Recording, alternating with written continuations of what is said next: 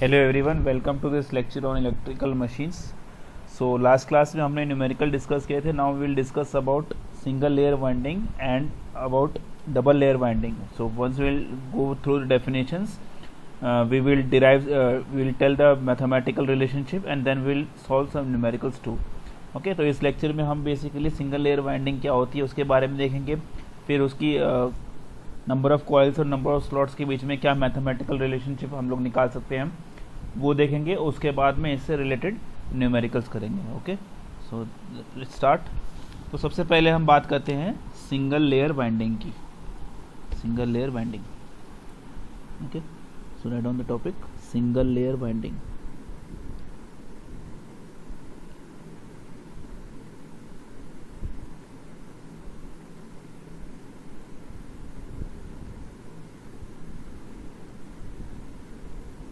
Single layer winding,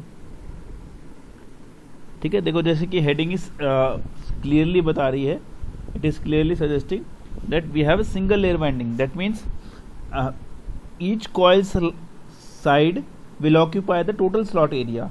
okay, हर एक coil side जो होगी वो एक पूरे स्लॉट एरिया को कवर करेगी।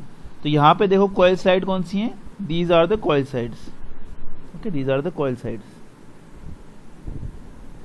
तो ध्यान से देखो, they are occupying the total slot area. Similarly, this coil side is occupying the total slot area. Okay, so basically if one coil side occupies the total slot area, the design of windings in such a way is termed as single layer winding. Okay, so first we will write down the definition. If one coil side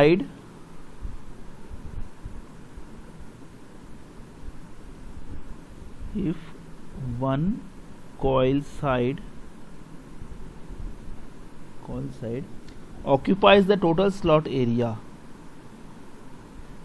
occupies the total slot area, okay, the design of windings in such a way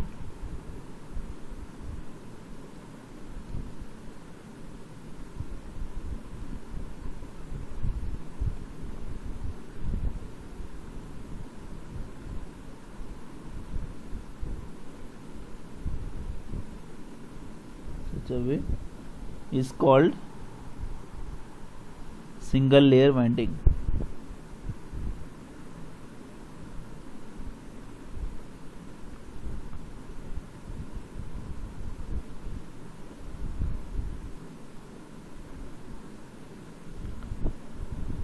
single layer winding, ठीक है। सो अगर ध्यान से देखो, थोड़ा देखो कितने coil sides हैं यहाँ पे, हर एक स्लॉट पे एक कॉइल है, एक कॉइल साइड है, पर टोटल नंबर ऑफ कॉइल कितना है, एक ही कॉइल है ना। एक coil has one coil has how many coil sides, two coil sides. So if you want to write the relationship, अगर यहाँ पे मैं देखूँ ध्यान से, तो how many coil I have one coil, लेकिन स्लॉट्स कितने हैं, total number of slots two slots, ठीक है। सो अगर मैं इस रिलेशनशिप बनाना चाहूं तो mathematically I can write down number of coil is equal to number of coils is equal to 1/2 times 1/2 times number of slots, okay? Number of slots।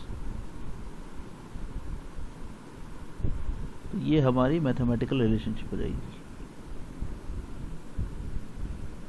बहुत ही simple है। देखो, अगर एक स्लॉट एरिया पे एक कॉइल साइड आया, बस इतना ध्यान रखो, तो उसको हम सिंगल लेयर वाइंडिंग कहेंगे, ठीक है। तो ये तो था मेरा single layer winding. Now I will move on to double layer winding. अब डबल लेयर वाइंडिंग में क्या है, we have two slots present, ठीक है। यहाँ पे हमारे पास में दो स्लॉट प्रेजेंट हैं, ठीक है। One is present at the top and other is present at the bottom. एक टॉप में प्रेजेंट है, एक बॉटम में प्रेजेंट है। टॉप में है, एक बॉटम में है, टॉप में है, एक बॉटम में है, ठीक है। One coil side is in the bottom half. देखो, अगर यहाँ से देखे ध्यान से, तो कॉइल साइड किस तरह से जा रहा है। सपोज करो आपने एक कंडक्टर को यहाँ से लिया, ठीक है, यहाँ से कॉइल साइड आपका जाएगा, okay, and this will come out from 1 dash. तो इस तरीके से एक कॉइल पूरा का, उसी तरीके से ये दूसरा कॉइल आएगा 2 डैश से वापस आ जाएगा। ठीक है,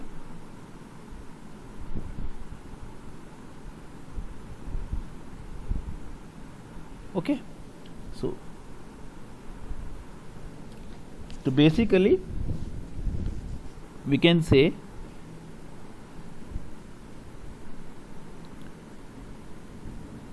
in the case of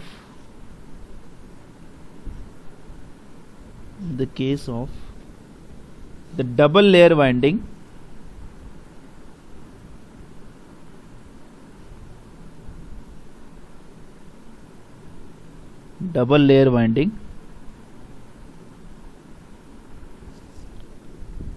we have 2 slots.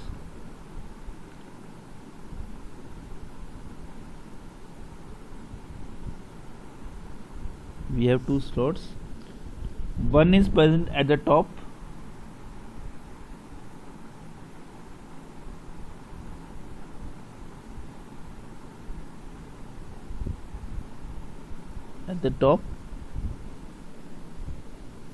ठीक है, and the other is present at the bottom.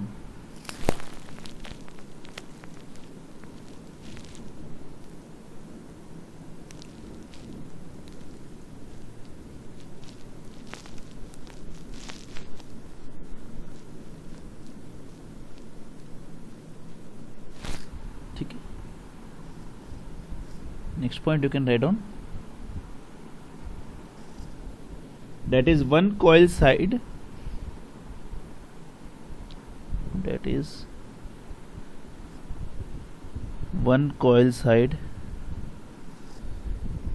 is in the bottom half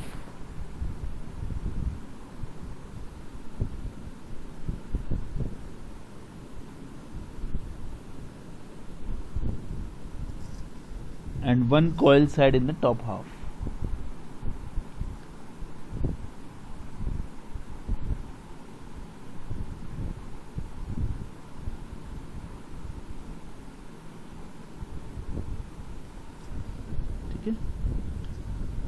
अब अगर मुझे नंबर ऑफ कॉइल्स और नंबर ऑफ स्लॉट्स के बीच में रिलेशनशिप लिखनी है तो बहुत ही सिंपल है।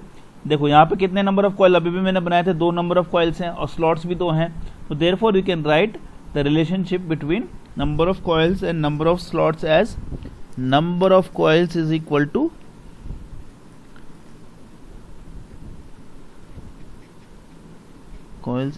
To number of slots.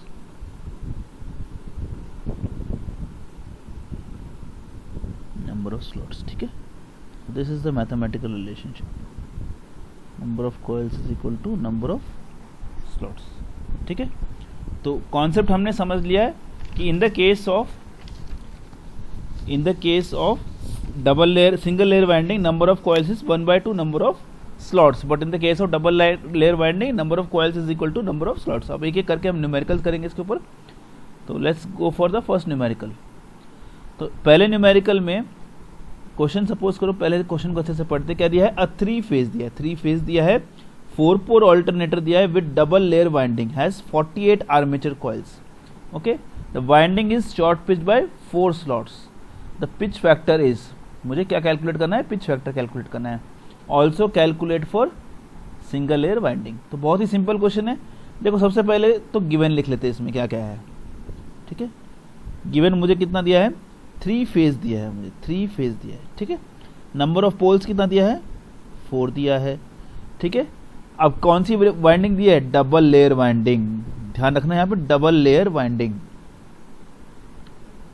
First case double layer winding का, तो पहले उसको डिस्कस करेंगे, डबल लेयर वाइंडिंग। उसके बाद में कितने आर्मेचर कॉइल्स है, तो नंबर ऑफ कॉइल्स आर 48। ठीक है, the winding is short pitch by 4 slots. ठीक है, तो 4 स्लॉट से शॉर्ट पिच है, यानी कि अगर मुझे अल्फा निकालना है तो alpha will be nothing but 4 slot से शॉर्ट पिच, मतलब क्या, हर एक स्लॉट का स्लॉट एंगल गामा होता है, तो 4 स्लॉट का स्लॉट एंगल कितना होगा, 4 times gamma. Therefore you can write alpha is equal to 4 times of gamma.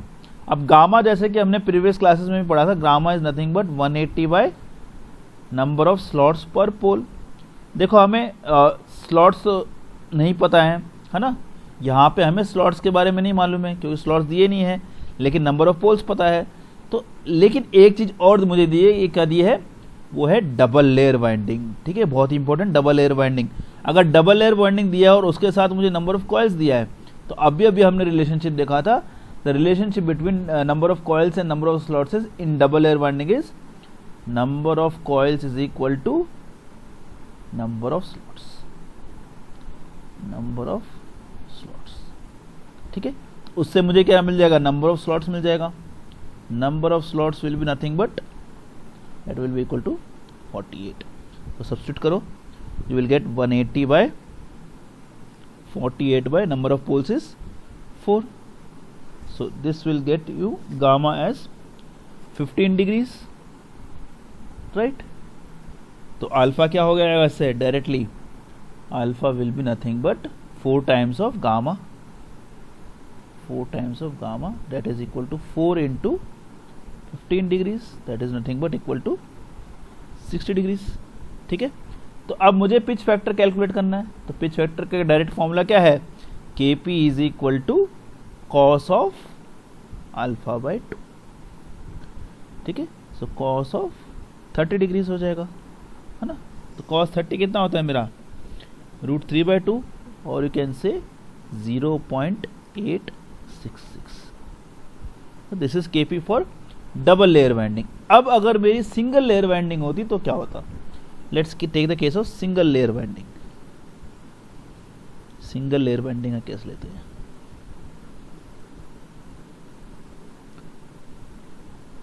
Single layer winding,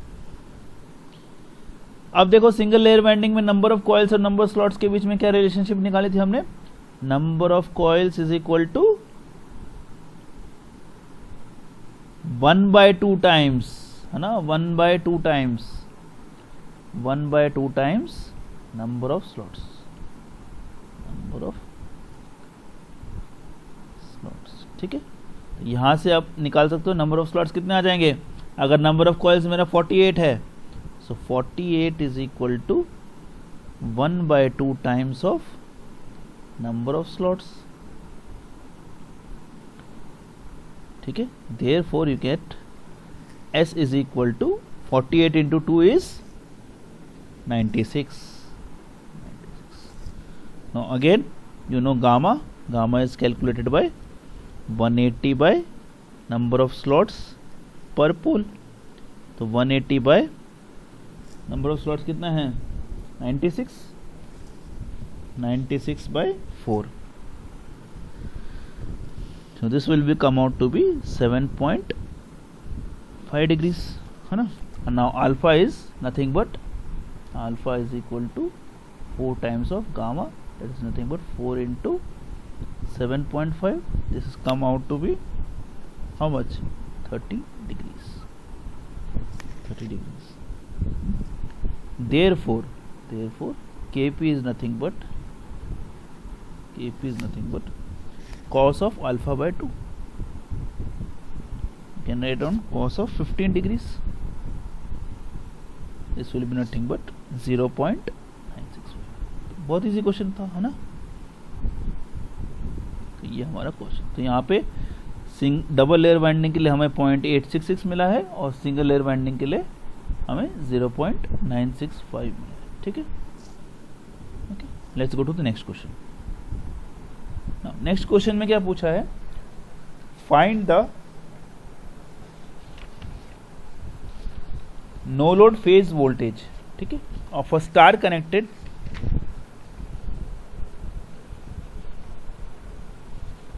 3-phase 6-pole alternator, ठीक है, which runs at 1200 rpm having a flux per pole of 0.1 webers, ठीक है, sinusoidally distributed. It has 54 slots having double layer winding and each coil has 8 turns and coil is corded by 1 slot. तो again सबसे पहले हमें देखो क्या क्या पूछा है, नो लोड वोल्टेज पूछा है, स्टार कनेक्शन दिया है, 3 फेज दिया है, 6 पोल दिया है, अल्टरनेटर का स्पीड दिया है, ns की वैल्यू दी है, फ्लक्स फाई की वैल्यू दी है 0.1 वेबर, हैज़ 54 स्लॉट्स दिया है, और क्या दिया है, most important double layer winding दिया है, और ईच कॉइल में कितने टर्न्स दिए हैं, 8 टर्न्स दिए हैं, और coil is chorded by 1 slot. तो देखो यहाँ से सबसे पहले इन्फॉर्मेशन मुझे क्या मिले, coil is chorded by 1 slot, that means how much is the gamma, एक स्लॉट यानी एक स्लॉट एंगल, तो alpha is equal to gamma, ये हमें पता चल जाएगा। और नंबर ऑफ फेजेस कितना दिया है, 3 फेज दिया है, नंबर ऑफ पोल्स कितना दिया है, p इज इक्वल टू 6 दिया है ना, p इज इक्वल टू 6 आ गया मेरा। उसके बाद मुझे क्या दिया है, ns is equal to 1200 RPM, ठीक है। फ्लक्स 5 कितना दिया हुआ है मुझे, 0.1 वेबर्स, ठीक है, 0.1 वेबर्स, और each coil has how much turns, 8 turns in each coil,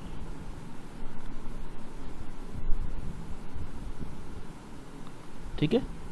next मुझे और क्या दिया है, it's a double layer winding, तो देखो डबल लेयर वाइंडिंग का नाम लिखते ही आपके दिमाग में ख्याल आना चाहिए, number of coil should be equal to number of slots, तो therefore number of coils is equal to number of slots. यहाँ पे कितना स्लॉट्स दिया हुआ है, 54 स्लॉट्स दिया है, तो therefore number of coils will be s is equal to 54 दिया है, ठीक है, s इज इक्वल टू 54, तो नंबर ऑफ कॉइल्स कितना हो जाएगा,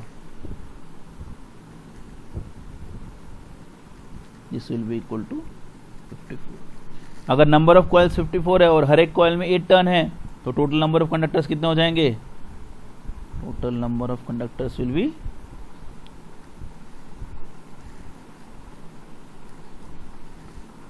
54 into 8, 54 into 8, that will come out to be 432। अब कंडक्टर पर फेज निकालना है, तो ZP कितना आ जाएगा मेरा, 432/3, that is equal to 144। तो कंडक्टर पर फेज आपको मिल गया, ठीक है। Now what else you need to calculate, you need to calculate the frequency. तो फ्रीक्वेंसी के लिए हमारे पास में क्या फॉर्मूला होता है, P into N by 120। Number of poles कितना दिया है मुझे यहाँ पे, 6, 1200 RPM है, divided by 12, so this will come out to be 60 hertz. तो मुझे फ्रीक्वेंसी मिल गया, ठीक है। अब alpha is equal to gamma, पहले गामा निकाल लेते हैं, gamma is nothing but 180/S/P, तो 180 by number of slots is 54, number of poles is how much, 6,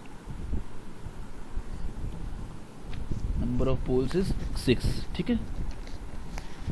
so this will come out to be M will be equal to 3, sorry 180/20 degree, this will come out to be 20 degree, not 3, 54/6, 6 9 54, 920 is a 180, तो 20 degrees, gamma will be equal to 20 degrees, ठीक है। अब आपने देखा था alpha is equal to gamma, therefore alpha is equal to 20 degrees, and therefore Kp is equal to nothing but cos of 10 degrees, है ना, cos of 10 degrees, that will come out to be 0.984। Kp मिल गया आपको, ठीक है। अब Kd calculate करने के लिए I need to know M, so M is nothing but slots per pole per phase, this will come out to be 54/3 into 6, ये आ जाएगा आपका 3, ठीक है। सो Kd कैसे कैलकुलेट करेंगे हम, Kd will nothing be sine of gamma, तो gamma की वैल्यू कितनी है, साइन ऑफ M गामा/2, तो 3 into 20/2 divided by 3 sine of 10 degrees, this will come out to be 0.959। तो Kd भी आपको मिल गया। तो Kp मिल गया आपको, Kd मिल गया, F मिल गया, Zp मिल गया। अब आपको EMF की इक्वेशन में सब्स्टिट्यूट करना है। सो EMF की इक्वेशन आप कैसे निकालोगे? E is equal to 2.22 into 60 into 0.1 into 0.959 into 0.984 into 144. So if you calculate this value, you will get around EP is equal to 1813.782 volts. ठीक है, ये क्वेश्चन हो गया। अब अगले क्वेश्चन पे चलते हैं हम। ठीक है, नेक्स्ट क्वेश्चन देखो ध्यान से। ये क्वेश्चन आपके, ये जो क्वेश्चन अभी भी हमने सॉल्व किया, ये आपके RTO में 10 मार्क के लिए पूछा जा चुका है। RTO 2017 क्वेश्चन है। It is asked for 10 marks. ठीक है, okay. So let's do the next question. अब आपको क्या दिया है? A 4-pole 50 Hz synchronously generator has 48 slots in which a double layer winding, ठीक है, is housed. Each coil has 10 turn and is short pitched by an angle of 36 degree electrical. The fundamental flux per pole is 0.025 Webers. सबसे पहले आपको निकालना है line induced EMF for 3-phase star connection, then line induced EMF for 2-phase star connection. Last में आपको निकालना है the fifth harmonic component of the phase EMF of 3-phase star connection. ठीक है, now let's solve it. Again let's start with given. क्या क्या दिया है आपको? P इज इक्वल टू 4 दिया है, ठीक है, F is equal to 50 hertz दिया है, okay, number of slots is equal to 48 दिया है, ठीक है, और क्या दिया है? डबल लेयर वाइंडिंग दिया है, डबल लेयर वाइंडिंग दिया है, okay. Now each coil has 10 turns, number of turns दिया है 10, ठीक है, short pitch by an angle of alpha directly आपको दिया हुआ है, इसमें अल्फा इज 36 डिग्रीज, ठीक है। फंडामेंटल फ्लक्स पर पोल दिया है 5 इज इक्वल टू 0.025 वेबर। तो डबल लेयर वाइंडिंग है, डबल लेयर वाइंडिंग नाम सुनते ही सीधा लिखो आप, number of coils is equal to number of coils is equal to number of slots, number of slots, ठीक है। तो नंबर ऑफ कॉइल्स कितना है? हो जाएगा इससे, it will be equal to number of coils is 48, ठीक है, number of coils is 48, okay. So now tell me total number of turns कितना हो जाएगा इससे? Total number of turns will be 48 into 10, that is equal to 480. Okay. Now tell me total number of turns per phase अगर मुझे निकालना हो तो this will be 480 by 3 turns per phase, so will be equal to 480 by 3, ठीक है, this will be equal to 160, ठीक है। Now you know Kp हमने निकाल लिया 36, अल्फा दिया हुआ है तो Kp कैसा आ जाएगा? Kp is equal to cos of alpha by 2, this will be equal to cos of 36 by 2, this will be equal to 0.951, ठीक है। वैसे ही Kd निकालो आप, m sine gamma by 2 divided by sine of m gamma by 2 होगा ऊपर, ठीक है, sine of m gamma by 2 divided by m sine gamma by 2, ठीक है। अब इसमें आपको m कैलकुलेट करना है तो number of slots per pole per phase, pole is 6, phase is 3, ठीक है। So this will come out to be 4 and gamma is nothing but 180 by slots per pole, number of slots is 48 by 6, so gamma will come out to be 15 degrees. Now substitute this and you will get the Kd So KD is nothing but sine of 60/2 divided by 4 into 15/2. ठीक है, sign 15/2. So this will be 0.9576. ठीक है, तो ये आ गया आपको. अब इसको बस सब्स्टिट्यूट कर दो आप इक्वेशन में and you will get this answer.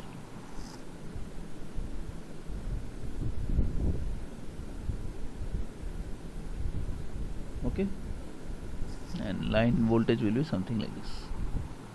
Next इसी का सेकंड पार्ट अगर हम करें तो बस कौन कौन सी चीज़ें चेंज होंगी, जहाँ जहाँ पे मेरा फेज लग रहा था, यानी कि टर्न्स पर फेज कितना हो जाएगा यहाँ पे 480/B part. Turns per phase will be equal to 480/2. ठीक है, this will come out to be 240. ठीक है, टर्न्स पर फेज आपका चेंज हो जाएगा. Then m is equal to, m तो सेम ही रहेगा, नहीं m सेम नहीं रहेगा. m इज क्या होता है, स्लॉट पर पोल पर फेज. तो नंबर ऑफ स्लॉट्स कितने हैं 48 पर पोल. Pole is 4. ठीक है, phase is 2. So this will m will become 6. ठीक है, बाकी सब सेम रहेगा. ओके, देयरफॉर k किसकी वैल्यू चेंज हो जाएगी, kd की वैल्यू चेंज हो जाएगी. ठीक है, you have to use the same formula sin m gamma by 2 divided by m sin gamma by 2. so this will come out to be, substitute करोगे तो आपका आंसर आएगा 0.903. ठीक है, again substitute in the EMF equation, you will get the answer as this and line voltage as this. यहाँ पे ध्यान रखो, यहाँ पे ये 2 फेज है तो ये √2 टाइम्स हो जाएगा. ठीक है, 3 फेज में it is √3 times. Rest all is same. ठीक है, third part of the question is very interesting. वो कह रहा है कि fifth harmonic component of phase EMF for 3 phase star connection. देखो फिफ्थ हार्मोनिक कंपोनेंट के लिए पहले याद करो कि अल्फा की वैल्यू, अगर nth हार्मोनिक के लिए मुझे रिमूव करने के लिए अल्फा निकालना है तो मैं कैसे निकालूंगा 180/n. So if I am talking about fifth harmonic that will be equal to 180/5 that is equal to 36. तो ऑलरेडी हम क्वेश्चन में देख रहे हैं कि 36 डिग्री एंगल से ही शॉर्ट पिच किया है. इसका मतलब डायरेक्टली जो मेरी E5 है that will be equal to 0. Therefore the fifth harmonic component of the phase EMF for the star connection is E5 is equal to C. ठीक है, दिस इज गेट 2006 क्वेश्चन. ठीक है, तो ये तो था, हमने सिंगल लेयर वाइंडिंग और डबल लेयर वाइंडिंग के बारे में पढ़ा और उनसे बेसिस पे न्यूमेरिकल किए. ठीक है, तो इस लेक्चर के लिए इतना ही. Thank you very much.